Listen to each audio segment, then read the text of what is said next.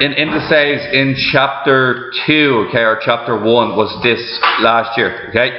If I have x to the power 2 multiplied by x to the power 3, this is 2x's multiplied by 3x's, and that means the answer has 5x's. Are you looking there, Luke? X to the power 5. See, x squared has 2x's, x multiplied by x3 has 3x's, that gives you x5. Now, the next one I could ask you is this: what's x squared to be cubed? That means multiply the same number 3 times, which means x squared, and x squared, and as you guys have already told me, it means there's going to be 6 x's in total. Okay? And that's if you write it out, that's how you understand it. Now, what they're going to be asking you in this section is the following, okay? They're going to be asking you about powers of I. So, for example, I squared is minus 1, which we all know, we haven't learnt. The next one they might ask you is something like I3. Now, I3 is the same thing as I squared multiplied by I1. Do you know the way you can add them? Now, I squared is minus 1. So it's going to turn into minus I. The next one they might ask you is I4. And I4 is the same thing as I2 multiplied by I2. And what do we know about I2? I to the power 2? Plus 1.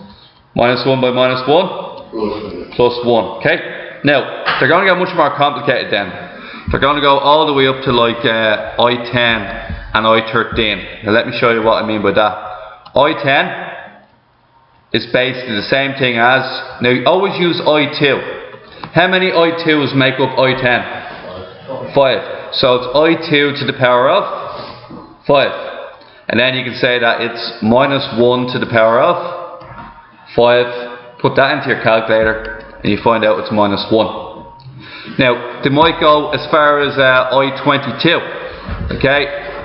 And in I22, you listening? I22. Once again, go back to what you know. You know what I2 is. I to the power 2. What number should go on the outside? 11. So you're going to get minus 1 to the power of 11, which is also going to be minus 1. And that's how you do these, okay? Now, they can make them more difficult. I'll show you how they can make them more difficult. What they can do next is they can give you something like this, where you have 3i multiplied by I5 plus I6 plus I7. Now look at this, guys, okay? What's 3i multiplied by I5? 3i6. The next one's going to be 3i7. And the one after that?